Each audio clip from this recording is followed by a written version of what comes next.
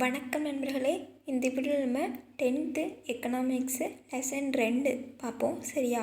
Lesson 2 என்ன அப்படின்னா உலகமயமாதல் மற்றும் வர்த்தகம்.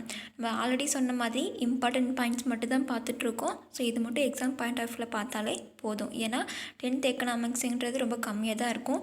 நமக்கு எக்கனாமிக்ஸை பொறுத்த வரைக்கும் 11th எக்கனாமிக்ஸ் தான் ரொம்ப முக்கியமான லெசன்ஸ் இருக்கும். ஓகேவா?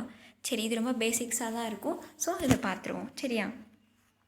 ஸோ நம்ம ஆல்ரெடி சொன்ன மாதிரி 1991 தான் எல்பிஜி கொள்கை வந்து ஸ்டார்ட் பண்ணாங்க.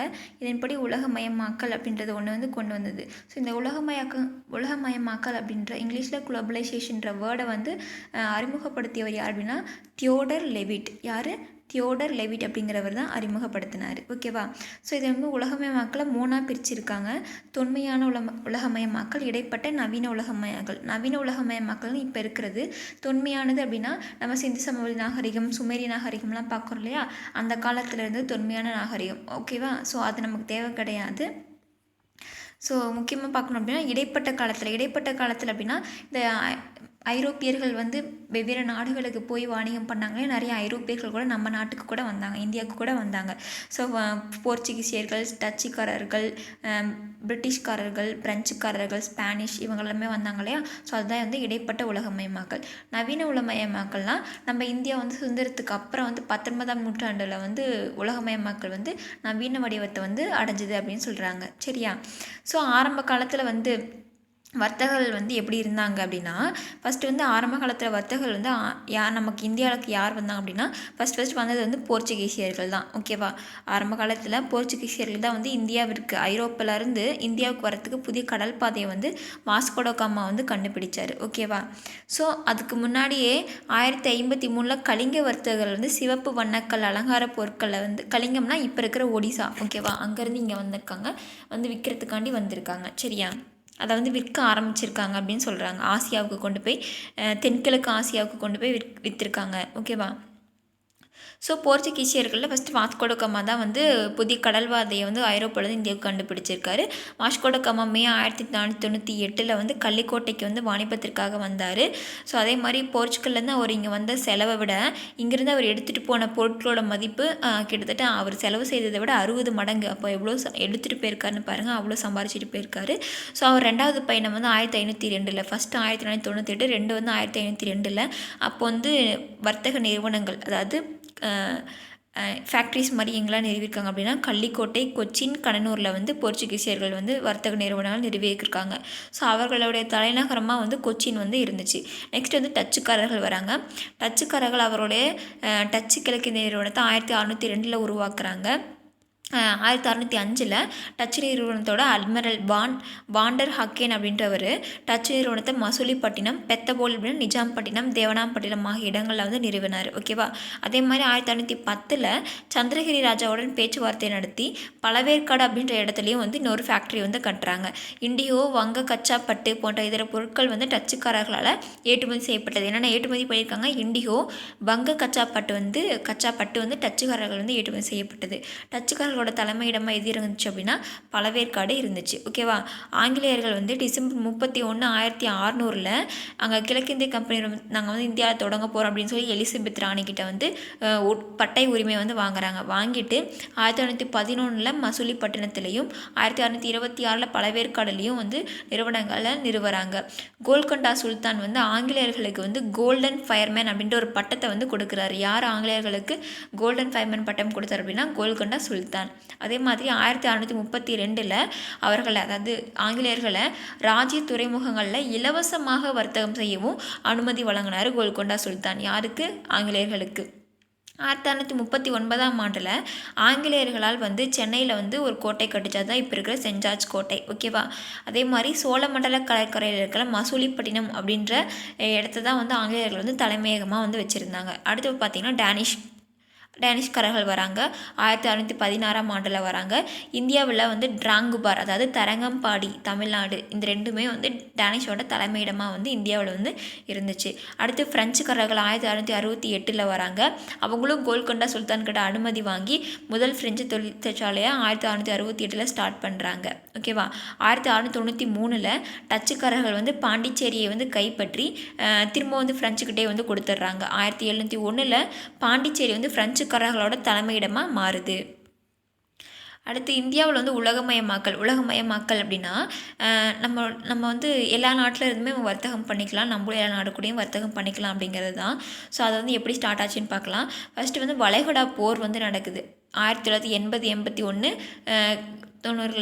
90களில் 80களில் வந்து வளைகுடா போர்னால எண்ணெய் விலை வந்து அதிகரிக்குது. 90களில் மேற்கு ஆசிய நாடுகளுக்கு இடையான போர் நடந்துகிட்ருக்கு. அதனால் அயல்நாட்டு வாணிபம் வந்து சமநிலையில் இருக்குது. ஸோ இந்த போர்களெலாம் பாதிக்கப்பட்டு நிறைய இழப்புகள் வந்து நிறைய இழப்புகள் வந்து வருது. ஸோ அதனால் ஜூன் 1991 பொறுப்பேற்றவுடன் அப்போ நடந்த இந்திய அரசு வந்து புதிய ஒரு கொள்கையை வந்து உருவாக்கணும் தான் எல்பிஜின்ற கொள்கை. ஓகேவா.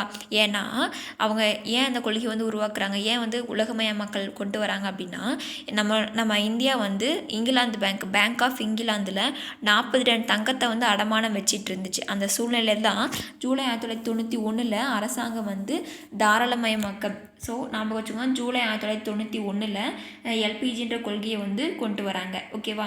அதே மாதிரி 1994 இந்தியா வந்து டங்கல் வரைவு அப்படின்ற ஒரு திட்டத்தில் வந்து கையெழுத்திடுறாங்க. டங்கல் வரைவு திட்டம் அப்படின்னா என்னன்றது நம்ம பின்னாடி பார்ப்போம். சரியா. ஸோ உலகமயமாக்கல் அப்படின்னா அதோட புதிய கொள்கைகள் என்ன அப்படின்னா சில தொழிற்சாலைகளை தர தொழில் உரிமம் வந்து முன்னாடி வந்து எல்லாருமே வாங்கிட்டு தான் வந்து ஒரு ஃபேக்ட்ரிங்கிறது கட்டணும். ஆனால் இப்போ அப்படி கிடையாது. சில ஸ்பெசிஃபைடான தொழிற்சாலைகள் மட்டும்தான் நீங்கள் லைசன்ஸ் வாங்கணும், மீதி எல்லாருக்கும் வந்து லைசன்ஸ் வாங்க தேவை, நீங்கள் பண்ணிக்கலாம் அப்படின்னு சொல்லிடுறாங்க. பொதுத்துறை நிறுவனத்திற்காக ஒதுக்கப்பட்ட தொழிற்சாலைகளோட எண்ணிக்கை குறைக்கப்பட்டு நிறைய தனியார் துறையை வந்து கொண்டு வராங்க. இந்தியாவின் பொருள்களோட ஏற்றுமதி பரிமாற்றத்தில் நிலையான பணத்தின் மாற்று வீதத்தை சரி செய்தது. வெளிநாட்டு தனியார் துறை நடப்பு கணக்கில் இறக்குமதி வரியை வந்து குறைச்சதன் மூலம் வர்த்தகத்தின் ரூபாய் மாற்றத்தை உருவாக்கியது. ஸோ இறக்குமதி வரியை வந்து குறைச்சாங்க அப்படின்னா நிறைய பேர் வந்து இறக்குமதி பண்ணி அவங்களோட வியாபாரத்தை ஸ்டார்ட் பண்ணுவாங்க. ஸோ இறக்குமதி வரியை வந்து குறைக்கிறாங்க. அயல்நாட்டு செலவாணி வந்து ஒழுங்குமுறைப்படுத்தப்படுது. இந்திய ரிசர்வ் வங்கி அதாவது ஆர்பிஐ வந்து வழங்கிய நீர்மை விகிதம் எஸ்எல்ஆர் வந்து அதிகரிச்சிருக்காங்க. ஓகேவா. ஸோ எம்என்சி கம்பெனிஸ் வந்து நிறைய வந்து வர ஆரம்பிக்கிறாங்க. ஸோ அதில் இந்தியாவில் வந்து 15 பெரிய மல்டிநேஷ்னல் கம்பெனிஸ் வந்து இருக்குது. அதில் 11 கம்பெனிஸ் வந்து அமெரிக்காவை சார்ந்தது வந்து இந்தியாவில் இருக்குது. சரியா. இந்தியாவில் பன்னாட்டு நிறுவனங்களோட வளர்ச்சியினால் 1991 அறிவிக்கப்பட்ட தாராளமயமாக்கப்பட்ட கொள்கையினால் வெளிநாட்டு முதலீட்டு கொள்கை, வெளிநாட்டு நேரடி முதலீடு வந்து அதிகரிச்சிருக்கு. அதாவது எஃப்ஐபி. ஓகேவா. ஃபாரின் இன்வெஸ்ட்மெண்ட் பாலிசி, அப்புறம் வந்து ஃபாரின் டைரக்ட் இன்வெஸ்ட்மெண்ட் இது ரெண்டுமே வந்து அதிகரிச்சிருக்குன்னு சொல்கிறாங்க. சரியா. எம்என்சியோட வளர்ச்சிக்கு இந்தியாவில் ஏன் வளருது அப்படின்னா இந்தியாவில் நிறைய பாப்புலேஷன் இருக்குது. அதே மாதிரி நல்ல ஈஸியாக வந்து நிறைய பாப்புலேஷன் இருக்கனால அங்கே வந்து நிறைய பேர் வாங்குவாங்க, ஈஸியாக சந்தைப்படுத்தலாம். அதேமாதிரி கல்வி கற்றவர்களும் இந்தியாவில் வந்து நிறைய பேர் இருக்கிறாங்க, நிதி வந்து அந்தளவுக்கு இருக்குது. ஓகேவா. ஸோ வெளிநாட்டிலேருந்து இந்தியாவுக்கு வந்த பன்னாட்டு நிறுவனங்கள் என்னென்னு பாருங்கள். ஹீரோ மோட்டார் கப் அதோட ஹெட் குவார்ட்டர்ஸ் புதுடெல்லி, பஜாஜ் வந்து பூனா, டிவிஎஸ் வந்து சென்னை, பாரத ஸ்டேட் வங்கி மும்பை, பாரத் ஏர்டெல் வந்து புதுடெல்லி. ஆனால் இவங்களாம் எங்கே போய் இருக்காங்க பாருங்கள். இந்த நிறுவனம் இயங்கும் நாடுகள் என்னென்ன கொடுத்துருக்காங்க பாருங்கள். Colombia, Bangladesh, Africa. ஸோ இதோட ஹெட் குவார்ட்டர்ஸ்லாம் இங்கே இருக்குது. ஆனால் இது இருக்கிற இடம்லாம் பாருங்கள் எங்கெங்கே வெவ்வேறு நாடுகளில் வந்து இருக்குது அப்படின்னு சொல்லியிருக்காங்க. சரியா. ஸோ அதே மாதிரி எம்என்சிக்கு நன்மையும் இருக்குது, தீமையும் இருக்குது. எம்என்சினால் இப்போ வரி மாறுபாட்டை வந்து பண்ண முடியுது. அதே மாதிரி உலகளாவிய நுகர்வோரோட வாங்கும் சக்தி வந்து அதிகரிக்குது. பன்னாட்டு நிறுவனங்கள் உள்ளூர் பொருளாதாரத்தில் வேலைவாய்ப்பை வந்து ஊக்குவிக்குது.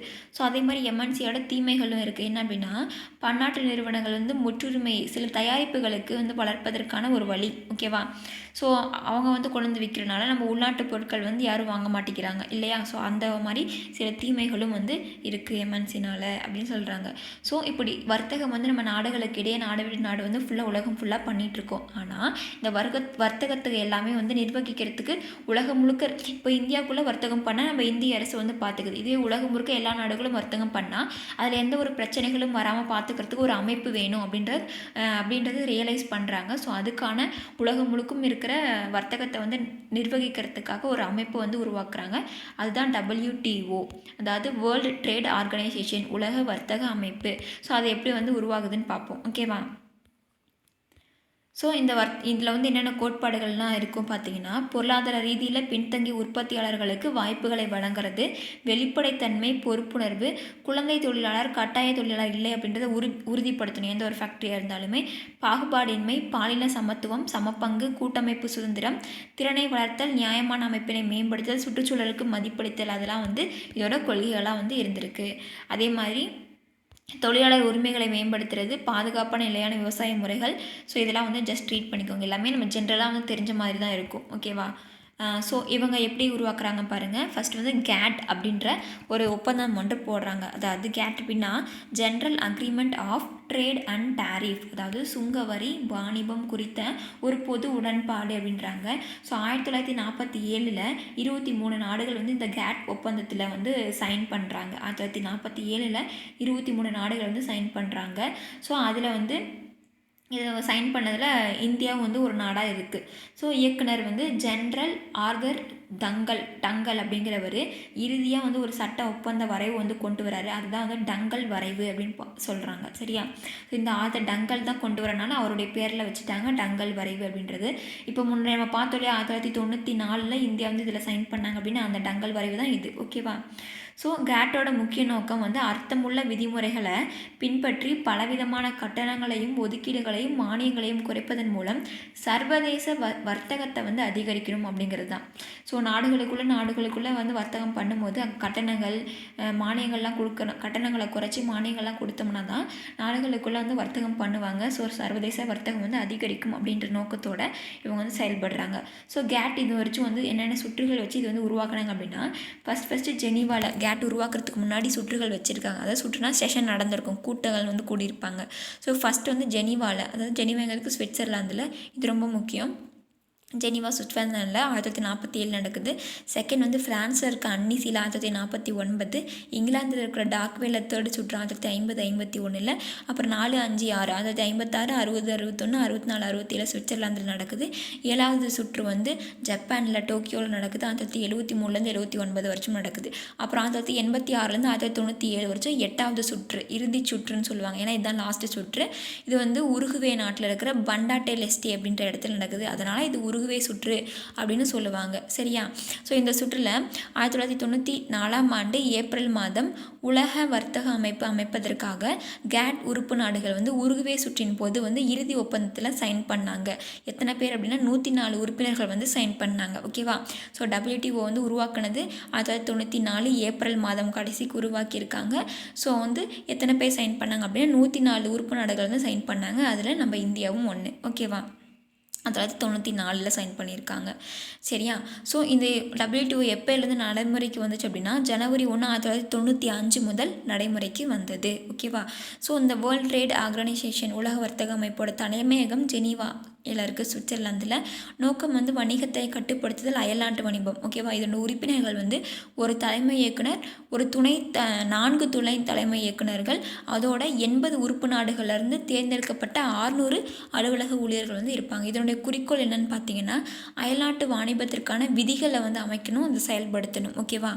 இப்போ எப்படி இந்தியாவுக்குள்ளே வர்த்தகம் செய்யணும்னா என்ன விதிகள்னால் நம்ம இந்திய அரசு செய்தோம், அதை வந்து இவங்க உலகத்துக்கே வந்து உலகத்தில் இருக்கிற நாடுகளுக்கு வந்து இவங்க வந்து இந்த யாரெல்லாம் இவங்க கட்டுப்பாட்டுக்குள்ளே வராங்களோ அவங்களுக்குலாம் இவங்க வந்து விதிகள் விதிப்பாங்க. அதன்படி ஃபாலோ பண்ணாங்கன்னா எந்த பிரச்சனை வந்தாலும் இவங்க பார்த்துப்பாங்க. சரியா? வர்த்தக தகராறுகளை கையாளுதல், வர்த்தக தாராளமயமாக்கலுக்கான பேச்சுவார்த்தை கண்காணிப்பதற்கான ஒரு மன்றத்தை வழங்குதல், நிலையான முன்னேற்றம் மற்றும் சுற்றுச்சூழல் ஆகிய இரண்டையும் ஒன்றிணைத்து அறிமுகம் செய்தல், உலக வர்த்தகத்தில் வளர்ந்து வரும் நாடுகளின் ஒரு சிறந்த வளர்ச்சிக்கு பாதுகாப்பாக இருக்கிறது, முடிவெடுக்கும் செயல்களின் வெளிப்படைத்தன்மை அதிகரித்தல், முழு வேலைவாய்ப்பை உறுதிப்படுத்துதல், பயனுள்ள தேவையை அதிகரித்தல். ஸோ அடுத்து பார்த்திங்கன்னா அறிவுசார் சொத்துரிமை தொடர்பான வர்த்தக உரிமை, அதாவது ட்ரிப்ஸ் அப்படின்னு சொல்லுவாங்க. Trade related aspects of intellectual property rights. அதாவது நம்ம சொல்கிறோம் இல்லையா, இப்போ வந்து காப்புரிமை அப்படின்னு சொல்கிறோம் இல்லையா, அதுதான் இது. ஓகேவா? ஸோ நீங்கள் காப்புரிமை வந்து 7 பகுதிகள் சார்ந்த அறிவுசார் சொத்துரிமைகள் வந்து கொடுக்குறாங்க. ஓகேவா? காப்புரிமை அப்படின்னா ஒரு பொருள் தயாரித்தாங்க அப்படின்னா அது அவங்களோட அதுதான் அவங்களுக்கு தான் வந்து அவங்க ஓனர் அப்படிங்கிறது சொல்கிறது தான் வந்து காப்புரிமை. ஓகேவா? ஸோ இந்த உலகமயமாக்கலோட நேர்மறை தாக்கங்களும் இருக்குது, எதிர்மறை தாக்கங்களும் இருக்குது. ஓகேவா? அது என்னென்ன அப்படின்றத ஜஸ்ட் வந்து வீடியோ பாஸ் பண்ணி, இதுதான் நேர்மறை தாக்கங்கள், இந்த பாயிண்ட்ஸ் எல்லாத்தையும் ஜஸ்ட் பாஸ் பண்ணி வாசித்து பாருங்கள். ஓகேவா? ஸோ எதிர்மறை தாக்கங்கள் இந்த சைடு இருக்குது. எதிர்மறை தாக்கங்கள் வீடியோ பாஸ் பண்ணி ஜஸ்ட் ஒர்க்கை வந்து வாசித்து பாருங்கள். ஓகேவா? ஏன்னா இது பெருசாக நமக்கு ஜஸ்ட் எல்லாமே ஜென்ரலாக தெரிஞ்ச மாதிரி தான் இருக்கும். பாருங்கள், நேர்மறை தாக்கம் என்ன? உலகமயமாக வாழ்க்கை தரம் அதிகரிஞ்சிருக்கு, பொருளாதார வளர்ச்சி நடந்திருக்கு. ஸோ இது எதிர்மறை தாக்கம்னா என்ன? நம்ம உலகமயமாக்கலால் நாடுகளுக்கிடையே வந்து நியாயமற்ற விநியோகம் வந்து நடந்திருக்கு. அதே மாதிரி நம்ம உள்நாட்டுக்குள்ளே இருக்கிற சுற்றுச்சூழல் பிரச்சனை வந்து நடந்திருக்கு. ஸோ இந்த மாதிரி ஜென்ரலாக தெரிஞ்சது தான் இருக்கும். சரியா? ஸோ இதுதான் வந்து நம்ம பார்த்த லெசன், செகண்ட் லெசன். ஸோ இதில் உலக வர்த்தக அமைப்போட, அதாவது வேர்ல்ட் ட்ரேட் ஆர்கனைசேஷனோட தலைவர், பிரசிடென்ட் யார் அப்படின்னா தலைமை இயக்குனர். ஓகேவா? ஒரு தலைமை இயக்குனர், 4 துணை தலைமை இயக்குனர் பார்த்தோம் இல்லையா, அதுதான். இந்தியாவில் காலனி ஆதிக்க வருகையை வந்து அந்த ஆர்டர் கேட்டிருக்காங்க. ஃபஸ்ட்டு போர்ச்சுகீசியர், நெக்ஸ்ட்டு டச்சு, அப்புறம் ஆங்கிலேயர், டேனிஷ், கடைசியாக வந்து ஃப்ரெஞ்சுக்காரர்கள் வந்திருப்பாங்க. ஸோ கேட்டோட முதல் சுற்று நடைபெற்ற இடம் வந்து ஜெனீவாவில் நடந்துச்சு. மொத்தம் எத்தனை சுற்றுகள் நடந்துச்சு அப்படின்னா 8 சுற்றுகள். லாஸ்ட் சுற்று தான் உருகுவே சுற்று. ஓகேவா? இந்தியா வந்து எப்போ வந்து டங்கல் வரைவில் வந்து சைன் பண்ணாங்க அப்படின்னா 1994. மொத்தம் 104 உறுப்பு நாடுகள் வந்து சைன் பண்ணியிருப்பாங்க. 1632 ஆங்கிலேயர்களுக்கு வந்து கோல்டன் ஃபயர்மேன் அப்படின்ற விருதை வந்து வழங்கியவர் யார் அப்படின்னா கோல்கொண்டா சுல்தான். ஸோ வெளிநாட்டு முதலீட்டு கொள்கை, அதாவது ஃபாரின் இன்வெஸ்ட்மெண்ட் பாலிசி அப்படின்றத அறிவித்த ஆண்டு எப்போ அப்படின்னா ஜூலைலேருந்து ஆகஸ்ட் 1991 வந்து அறிவிச்சிருப்பாங்க. ஸோ நான் திரும்ப ரிப்பீட் பண்ணிகிட்டே இருந்தேன் ஒரு கொள்கை, எல்பிஜி அப்படின்ற கொள்கையை வந்து ரிப்பீட் பண்ணிகிட்டே இருந்தேன். ஓகேவா? இது அப்படின்னா எல்பிஜி அப்படின்னா அப்ரிவேஷன் என்ன, அது வந்து எந்த வருடம் வந்து கொண்டு வரப்பட்டது அப்படிங்கிறத மறக்காமல் கமெண்ட் பண்ணுங்கள். ஓகேவா? சரி, ஓகே, தேங்க்யூ.